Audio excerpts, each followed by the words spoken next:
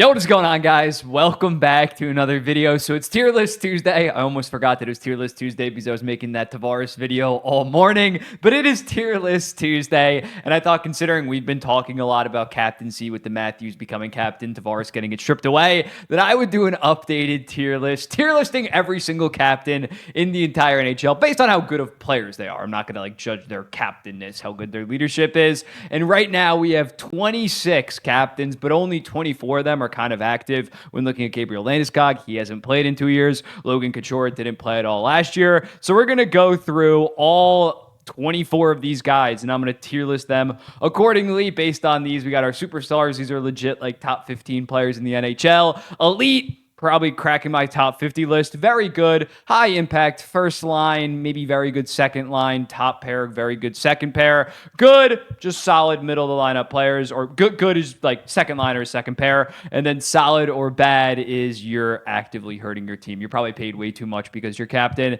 and you are actively hurting your team. Up first, Alexander Ovechkin. I'm going to go with very good. He had a very, very good back half of the season, got back to playing like Alexander Ovechkin, but at this point, he probably is like a 35 and 35 black hole defensively. You can maybe throw him in elite, but I just don't know based on how bipolar his season was last year. And now he's 37. Still a very good player, but I don't think that I can say elite anymore. Anders Lee, teetering on solid to good. I'm going to not be biased on this one. I'm going to put him in solid. He's far too slow right now. He was actually pretty solid in the series against Carolina Hurricanes. Maybe he can put up 25 goals next season. But as of right now, I think he's more of a solid middle sixer for my New York Islanders. Latest captain, I mean, it's not officially confirmed yet, but everybody else confirmed it. Auston Matthews, I think you got to put him in superstar after a 69-goal season, and he gives you Selke level defense for sure. Top 10 guy in the entire NHL. For me personally, top 5. I believe he was my 4th best player in my updated top 50. Brad Marchand,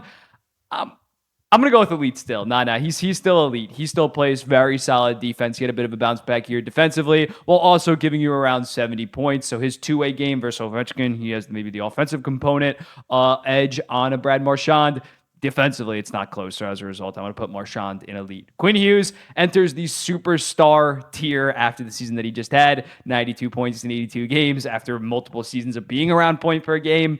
He is definitely clear in the superstar tier. Brady Tkachuk, I'm going to go with elite as well. 2 years ago, had 83 points. This most recent year had 37 goals, 37 assists, while being an absolute physical menace. He cracked my top 50 list. He was either 49th or 50. So I think at this point, you can kind of rely on him to be around 35 to 40 goals and assists every single season, while just being an absolute menace. Barkov, superstar, especially after the playoff run that this dude had. I think you got to have him at least in your top 12 players in the NHL. For me personally, he was number 8. Roman Josi, definitely elite. You can maybe make an argument for superstar considering this guy is still producing at such a high level offensively while being pretty okay defensively. 85 points this season. 2 seasons ago, what did he have? 96 when he was the Norris runner-up. Crazy longevity from him. The fact 2020 he wins the Norris, 2022 Norris runner-up, 2024 Norris runner-up. You could argue superstar, but again, is he top 15? If it was top 20, I set out the criteria. The other problem is most of the captains are fantastic players, so I had to draw the line somewhere. And as a result, I have Roman Josi in just elite, not quite superstar. Jordan Staal, good. Just doesn't offer enough offensively. He is consistently Selke level defensively, but he is in a third line center role at this point for the Carolina Hurricanes. So I can't say that he's very good. He's a superstar in his role in that Rod Brindamore system, but not quite a superstar when considering the offensive output. Sidney Crosby, yeah, after the back half of the season that he had 32 points in his final 19 games this season, almost willed them back into the playoffs single-handedly. So I think he's definitely back to being a top 10 player in the NHL. Sean Couturier, right now, I'm going to go with bad. Still okay defensively, but his offensive game coming back from that back injury, not very good. He's solid. He's more so solid. He's not bad. I think he's going to get back to being a mid 40-ish point guy, not exactly 37 points like he was this year. But at this point, I think I got to throw him in solid or bad. Jacob Trouba is definitely bad when looking at this guy, how much of a liability he was come playoff time, taking penalty after penalty for the New York Rangers. Not good. 2 years left. Even not even taking into account the fact he's paid $8 million a year. Objectively, he is not that good of a defenseman. Nico Hischier, elite. Started off a little bit slow this season, got hurt, finished with 67 points in 71 games. The defensive metrics did fall off a little bit for Hischier, but I have no doubt that he's going to still be a very solid 2A guy going forward. I might have to I feel like there's going to be so many guys in elite. God damn it. Nick Suzuki, also elite. 33 goals, 44 assists, 77 points, as well as legit Selke level defense. He is fully emerged as a top 50 player.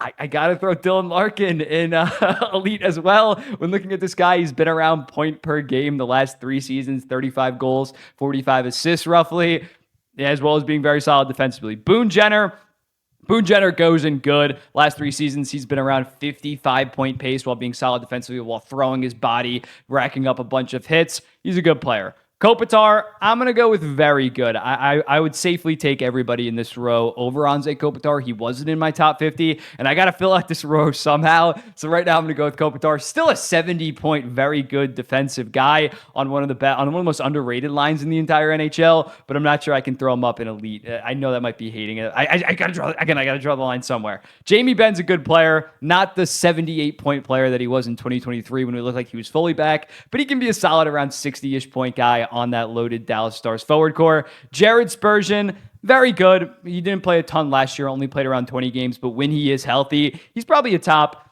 13 to 20 defenseman in the entire NHL. I know that might be crazy, but his underlying numbers are absolutely insane. Never really put up a ton of points, but he's reliable for 35 to 40 points, as well as being rock solid. One of the best defensive defensemen in the NHL. So as a result, I'm going to put him in very good. Adam Lowry, good as well, around 40-ish points, very solid both ways. Actually, I'm going to bump him down to solid. He's more of a solid player than, say, a good player. Perfectly solid very good third-line center. This year, he might be relied on to play a little bit in that second-line center role. It's going to be interesting, but he's a solid player overall. Backlund, I'm going to go with solid as well. I don't think that he has the high offensive ceiling of some of these guys, but similarly to Jordan. Actually, no, if Jordan Stahl's in there, I got to have Backlund up in there. The fact that Backlund has been rock solid defensively the last couple of years for the Calgary Flames. I'm going to go out on a limb here and put Connor McDavid, the dude that was actually recently married. It got posted on every goddamn hockey media site. Connor McDavid is the best player in the entire league, and as a result, he rightfully so gets a spot in the superstar tier. Then Mark Stone. I'm higher on Mark Stone than most. I have him in my top 30 personally. I know that might be a little bit bold compared to some other people, but I think at this point he's still a top 50 player considering the fact he gives you, when he is healthy or when he's not faking injuries, he gives you around 70-ish point pace as well as being fantastic defensively. We saw him 2023 in the playoffs. He was amazing. So as a result, I think he still is elite. And then Braden Shen, solid, probably even bad when looking at him, the way that he has kind of aged. Since that St. Louis Blues Stanley Cup run, his defensive metrics have absolutely plummeted, and he is no longer much of an offensive force. But yeah, here's the tier list. Probably could have just made this 4 tiers, not going to lie, but I just like the standard 5. Let me know in the comments, what do you think about it? Who would you move up? Who would you move down? Who am I being far too harsh on? And I'll be seeing you in the next one.